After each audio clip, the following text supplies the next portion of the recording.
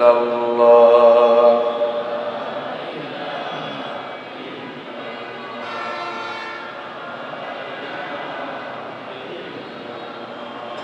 লা ইলাহা ইল্লাল্লাহ লা ইলাহা ইল্লাল্লাহ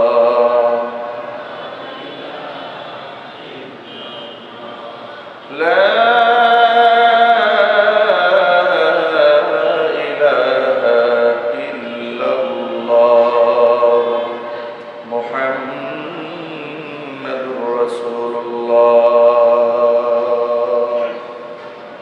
সাল্লাল্লাহু আলাইহি ওয়াসাল্লাম। মহান আল্লাহ রাব্বুল আলামিনের দরবারে আলিশানে লাখো কোটি শুকরিয়া আদায় করছি যে মহান মনিব পবিত্র মাহে রমাদানুল মুবারকের দ্বিতীয় জুমা আমাদেরকে আদায় করার লক্ষ্যে যথা সময়ে তার ঘরে উপস্থিত হয়ে মহান রবের সামনে কায়মানুবাক্যে অত্যন্ত বিনয়ের সাথে কোরআন সুন্নাহ থেকে আলোচনা করা, আলোচনা শোনা, তাসবিহ তাহলিল করা, জিকির আজকার করা সুবর্ণ সুযোগ যে মহান আল্লাহ তাআলা তৈরি করে দিলেন, আপনারা কি খুশি না বেজার? কম না বেশি? হৃদয়ের সবটুকু ভালোবাসা উজাড় করে শ্রদ্ধা জড়িত কণ্ঠে মহান মনিবের শেখানো ভাষায় শুকরিয়া আদায় করছি। জবান ছেড়ে দিয়ে সকলে একযোগে বলছি আলহামদুলিল্লাহ। রব্বানা লাকাল হামদ হামদান কাসীরা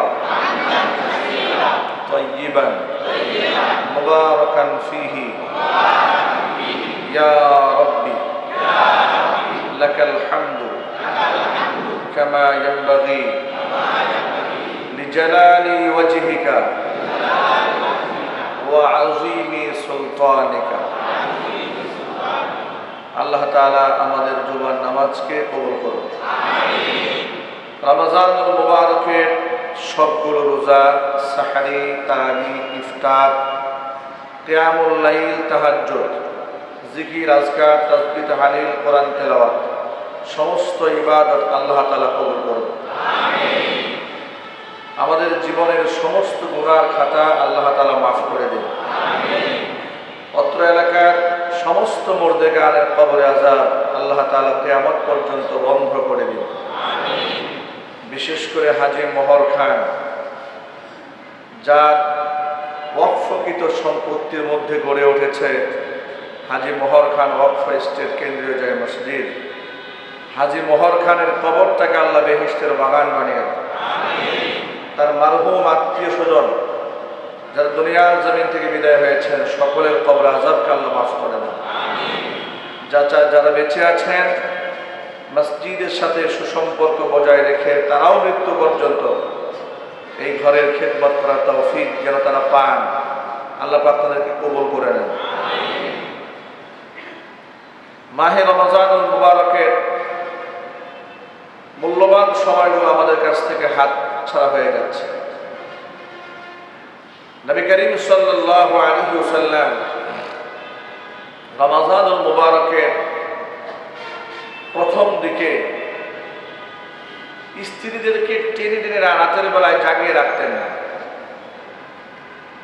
কিন্তু যখনই শেষ দিকে আসতে থাকতো রমজানুল মুবারকের, নবী করিম সাল্লাল্লাহু আলাইহি ওয়াসাল্লাম নিজে তো ঘুমাতেনই না, স্ত্রীদেরকেও রাতের শেষ অংশগুলোতে শুধু নয়, গোটা রমজানুল মুবারকের শেষের 10 দিন নিজেও ঘুমাতেন না, স্ত্রী সন্তানদেরকে ঘুমাতে দিতেন না। সুবহানাল্লাহ। তিনি ঘুমাতে দিতেন না, তাদেরকে জাগিয়ে রাখতেন। আমরা আমাদের সন্তানদের সাথে, স্ত্রীদের সাথে সে মুআমালা করতে পারি না।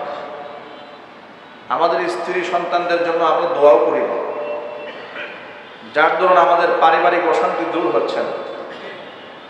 কথা ঠিক কিনা যদি বলেন? পারিবারিক অশান্তি এবং দ্বন্দ্ব এবং কলহ, এটা মাত্রা কি কমেছে না বেড়েছে? অনেক বেড়েছে। আমরা কোনোদিন আমাদের সন্তানদের জন্য আল্লাহর কাছে কিছু চাই না। মনে রাখবেন, নেককার সন্তান আল্লাহর কাছ থেকে চেয়ে নিতে হয়, নেককার বিবি আল্লাহর কাছ থেকে চেয়ে নিতে হয়, দোয়া করতে হয় আল্লাহর কাছে। সূরা ফুরকানের সে দোয়া আল্লাহ পাক আমাদের শিখিয়েছেন, রব্বানা হাব লানা মিন আজওয়াজিনা ওয়া যুররিয়াতিনা কুররাতা আ'য়ুন ওয়াজআলনা লিল মুত্তাকিনা ইমামা। হে আল্লাহ, আমার স্ত্রী, পরিবার, পরিজন, আমার বংশধরদেরকে এমন বানাও, কুররাতা আ'য়ুন, তারা হবে আমাদের চোখের শীতলতা। সুবহানাল্লাহ বলেন। হাব লানা মিন আজওয়াজিনা ওয়া যুররিয়াতিনা কুররাতা আ'য়ুন ওয়াজআলনা লিল মুত্তাকিনা ইমামা, আমাদেরকে তুমি মুত্তাকিদের ইমাম বানাও। সুবহানাল্লাহ বলেন। ফাসিক, ফুজ্জার, পাপিষ্ঠদের ইমাম নয়, নেককার বান্দাদের লিডার বানাও আমাদের। আল্লাহর কাছে এভাবে দোয়া করতে হবে। রমজানুল মুবারকের বিশেষ আমল হচ্ছে আল্লাহর কাছে দোয়া করা, অনেক বেশি দোয়া করা। সুযোগ পেলেই আল্লাহর কাছে দোয়া করা, সুযোগ পেলেই আল্লাহর কাছ থেকে চেয়ে নিতে হবে। রমজানুল মুবারক শুরু হওয়ার সাথে সাথে নবী করিম সাল্লাল্লাহু আলাইহি সাল্লাম বলেছেন, ইয়া বাগিয়াল খায়রি আকবিল ওয়া ইয়া বাগিয়াশ শাররি আকসির, বলে আল্লাহর পক্ষ থেকে ফেরেশতারা বান্দাদেরকে ডাকতে থাকেন, হে কল্যাণের অন্বেষণকারীরা, কল্যাণ করো, অকল্যাণ যারা করতে চাও তারা পিছিয়ে যাও, কারণ রমজানুল মুবারক অকল্যাণ করার মাস নয়, রমজানুল মুবারক কল্যাণের মাস। যদি বলেন সুবহানাল্লাহ। এই মাসে 1টি টাকা আল্লাহর পরে দান করলে অন্য মাসে 700 টাকা দানের সওয়াব আল্লাহ পাক আমলনামায় দান করে দেয়। এই মাসে যদি কোনো ব্যক্তি একবার সুবহানাল্লাহ বলেন, অন্য মাসে 700 বার সুবহানাল্লাহ বললে যে সওয়াব হতো, আল্লাহ পাক বান্দা বান্দির আমলনামার মধ্যে সেই সওয়াব লিখে দেয়। সুবহানাল্লাহ আলহামদুলিল্লাহ, ছোট্ট একটা আমল। আল্লাহর নবী বলেন, সুবহানাল্লাহি ওয়াল হামদুলিল্লাহি তামলাউ মা বাইনাস সামাই ওয়াল আরদি। শুধু একবার কোনো ব্যক্তি সুবহানাল্লাহ জবান থেকে উচ্চারণ করেছে, জমিন থেকে আসমান পর্যন্ত ফাঁকা জায়গা, পুরো জায়গা আল্লাহ তাআলা ওই ব্যক্তির নামে সওয়াব দ্বারা ভরপুর করে দিয়েছে। একবার করলে সীমাহীন সবের ভাগীদার আল্লাহ পাক বান্দাদেরকে বানাচ্ছেন। সেই বান্দা রমজানুল মুবারকে নাফরমানি করে বেড়াচ্ছে, গুনাহ ব্যভিচার করে বেড়াচ্ছে, এই পরিমাণ জুলুম মানুষ রমজান মাসেও করছে, মিথ্যা কথা বলছে, ওজনে কম দিচ্ছে, খাদ্যে ভেজাল দিচ্ছে, চুরি ডাকাতি করছে, জিনা বদমাশি করছে, হত্যা করছে, খুন করছে, ধর্ষণ করছে। কথা ঠিক না ঠিক? মাঝে মাঝে আমাদের কাছে, আমাদের চোখের সামনে এমন পাশবিক দৃশ্য, এমন পাশবিকতার সংবাদ আমরা শুনতে পাই যে পাশবিকতা কোনো পশুও করে না, কোনো জানোয়ারও করে না, যে কাজ মানুষ করে। কথা ঠিক কিনা বলেন? মাগুরার 8 বছরের আসিয়ার ঘটনাটি গোটা বাংলাদেশের মানুষকে শুধুমাত্র হৃদয় রক্তক্ষরণ সৃষ্টি করেছে তা নয়, মানুষের বিবেক কোথায় গিয়ে ঠেকেছে, লজ্জায় মানবতাকে মাটির সাথে মিশিয়ে দিয়েছে। কথা ঠিক কিনা বলেন? রমজানুল মুবারকে মানুষ এত পশু হয় কি করে? এই ছোট্ট আসিয়া আমাদের সন্তান সমতুল্য। আমরা আজকে জুমার নামাজের হাজার হাজার মুসল্লিদেরকে নিয়ে তার জন্য আল্লাহর কাছে দোয়া করি, আল্লাহ পাক তাকে জান্নাতুল ফিরদাউসের সুউচ্চ মাকাম দান করেন। এক আসিয়া তো আলোচনায় এসেছে, কিন্তু এরকম কত আসিয়া যে গোপনে, নীরবে, নিভৃতে আমাদের সমাজ থেকে চলে যাচ্ছে। কথা ঠিক না ভাই? কত আসিয়া হারিয়ে যাচ্ছে। একদম জন্মের পর থেকে, শিশুকাল থেকে, সামান্যতম বুঝ হওয়ার পর থেকে শুনতে পাচ্ছি বাংলাদেশে দর্শনের বিরুদ্ধে রাষ্ট্রের মিছিল হয়, সংবাদ সম্মেলন হয়, মোটামুটি মাস খানিক চলে, এরপরে সব শেষ হয়ে যায়। মিছিল শেষ, মিটিং শেষ, পত্র পত্রিকায় লিখুনি শেষ, মামলাও শেষ। কথা ঠিক কিনা জোরে বলেন? আজ পর্যন্ত শুনলাম না বাংলাদেশে কোন ধর্ষকের প্রাপ্য হিসাব চুকাই দেওয়া হয়েছে, এটা আমরা শুনলাম না। যে আফগানিস্তানে মিনিটে মিনিটে ধর্ষণ হতো, মিনিটে মিনিটে, সে আফগানে টর্চ লাইট দিয়েও ধর্ষণ খুঁজে পাওয়া যাচ্ছে না।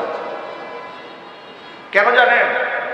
কারণ তারা প্রেসক্রিপশন হিসেবে গ্রহণ করেছে আল্লাহর আইন। আজকে একটা বিষয় আমাদের খুব গৌরব লাগে কথা বলতে,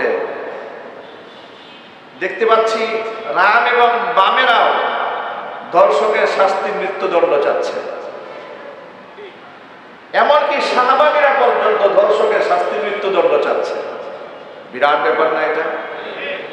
আমরা যখন সারা জীবন বলে এসেছি চুরি করলে হাত কেটে দিতে হবে, মানুষ হত্যা করলে খুনের বদলায় খুন করতে হবে, তখনই কিন্তু এই সমস্ত সুশীল নামক বুদ্ধিজীবীরা তারা বলেছে মানুষকে হত্যা করা এটা মানবাধিকার লঙ্ঘন, মানুষের হাত কেড়ে দেওয়া মানবাধিকার লঙ্ঘন, এগুলো করা যাবে না, এগুলো অমানবিক।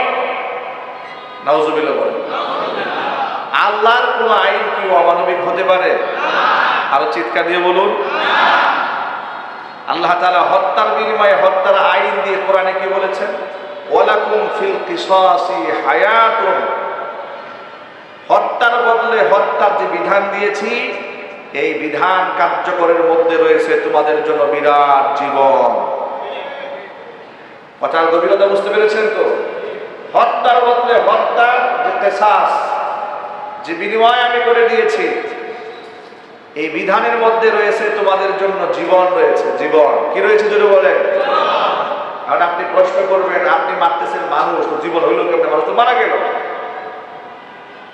একটি মাত্র হত্যার বিনিময়ে হত্যা যদি সমাজের মধ্যে বাস্তবায়ন করে দেওয়া যায় তাহলে অসংখ্য মানুষের হত্যা থেকে মানুষ বেঁচে যাবে। ধর্ষণের শাস্তি শাহবাগপুরে ইদানিং আন্দোলন হয় যে মৃত্যুদণ্ড করা হবে। তাহলে এবার আপনাদেরকে আমি প্রশ্ন করি, ইসলাম কি পুরাতন নাকি চিরনতুন? আল্লাহর কথা কি পুরাতন নাকি চিরনতুন? আল্লাহর আইনের উপরে পৃথিবীর কোন শ্রেষ্ঠ আইন আছে? যে বাস্তবতা উপলব্ধি করলো পৃথিবীবাসী ১৫০০ বছর পরে, খুব ঠান্ডা মাথায় মানে ধর্ষকের শাস্তি মৃত্যুদণ্ড দিতে হবে, এটা মানুষ বুঝলো কবে? আর এই কথা কোরআন বলেছে ১৫০০ বছর আগে। সুবহানাল্লাহ বলতে পারলেন না? এই কথা রাসূলের হাদিস বলেছে ১৫০০ বছর আগে। আজকে বিভিন্ন মানববন্ধনে আমরা শুনি লোকেরা বলে যে জনসম্মুখে তাদেরকে মৃত্যুদণ্ড দেওয়া হোক। কি বলে না লোকেরা? নাকি শুধু হুজুরা বলছে? ইউনিভার্সিটির ছেলেরা বলছে, কলেজের ছেলেরা মেয়েরা বলছি, হাত্তাকে যারা কোরআন চায় না ওই সমস্ত বেঈমান মুনাফিকরা পর্যন্ত রাস্তায় দাঁড়িয়ে বলছে এদেরকে শাহবাগের মোড়ে ঝুলাই দেওয়া হোক, এদেরকে জনসম্মুখে হত্যা করা হোক। এ সমস্ত কথা তো মানুষ নতুন বলছে, অথচ জেনা ব্যভিচারকারীদের শাস্তি ১৫০০ বছর আগে নবী করিম সাল্লাল্লাহু আলাইহি সাল্লামকে আল্লাহ তাআলা কোরআন মাজিদের আয়াত নাজিল করে দিয়া জনসম্মুখে আইন বাস্তবায়ন করার হুকুম দিয়েছেন। জোরে কোন সুবহানাল্লাহ। এর মানে মানুষ যা বুঝবে ১৫০০ বছর পরে সেটা মানবতার পক্ষে আল্লাহ তাআলা ফয়সালা করে দিয়েছেন ১৫০০ বছর আগে। এর মানে পৃথিবীর কোনো বুদ্ধিজীবী কিংবা পৃথিবীর কোনো আইনজ্ঞদের আইনের দিকে না গিয়ে আমাদেরকে ধাবিত হতে হবে আল্লাহর এই কোরআনের দিকে। আমরা কি কোরআনের আইন চাই না বাংলাদেশে? কারা কারা চান কোরআনের আইন?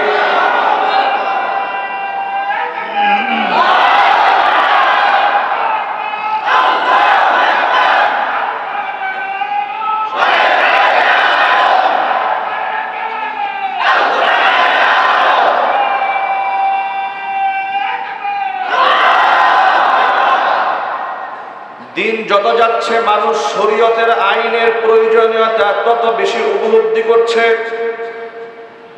যত দিন যাচ্ছে মানুষের তৈরি আইনের প্রতি আস্থা দিন দিন হারিয়ে ফেলছে। কথা বলতে হবে ঠিক কিনা? মানুষের তৈরি আইনের নিরপরাধ মানুষেরা বছরের পর বছর জেলখানায় থাকে, কথা বলেন।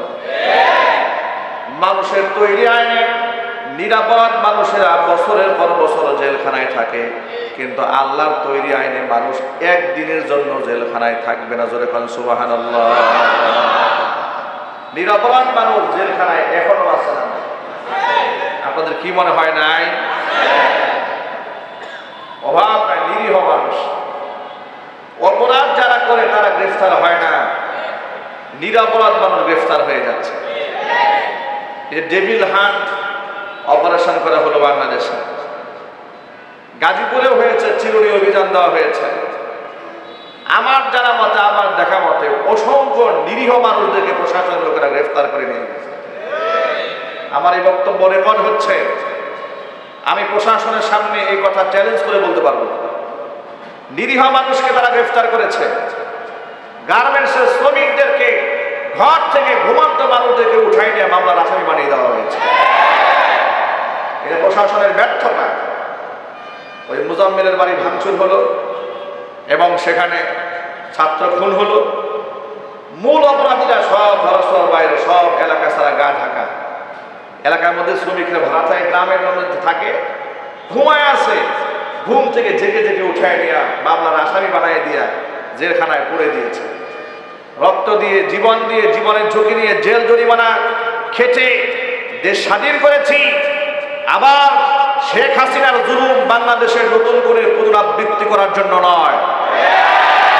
স্বৈরাচারের আমলে লোকেরা নিরীহ মানুষ জেল খেটেছে। দেশ স্বাধীন হওয়ার পরে নিরীহ মানুষ জেল খাটবে, আল্লাহর কসম করে বলছে আমরা বরদাস্ত করতে পারবো না। চিল্লা বলতে হবে। আবার সেই কাজগুলো তারা করছে। এর মানে হলো শুধুমাত্র সরকার পরিবর্তন হলে হবে না, আমূল পরিবর্তন করতে হবে। ব্রিটিশের আইন দিয়া রাষ্ট্র চললে আল্লাহর কসম কিয়ামত পর্যন্ত দেশে ইনসাফ পাওয়া যাবে না। ইনসাফ যদি পেতে হয় চলে যেতে হবে ১৫০০ বছর আগে। আল্লাহ রাব্বুল আলামিন কোরআন মাজিদের মধ্যে যে ফয়সালা করে দিয়েছেন সেই ফয়সালায় মানতে হবে। ইনশাআল্লাহ জোরে বলেন, আরো চিল্লা এখন ইনশাআল্লাহ। কিন্তু এই কথা যদি আমরা বলি তখন দেখবেন সুশীলরা বলবে এই তো ওনারা মৌলবাদী। ওনারা কি বাদী? মৌলবাদী। আমাদেরকে মৌলবাদ বলে এরপরে আমাদেরকে ছোট করার চেষ্টা করে। এই মৌলবাদী চাপ এগুলা আর বাংলাদেশে খেলতে দেওয়া হবে না ইনশাআল্লাহ। ইনশাআল্লাহ কোরআন দিয়েই দেশ চলবে। বলেন, যদি বলেন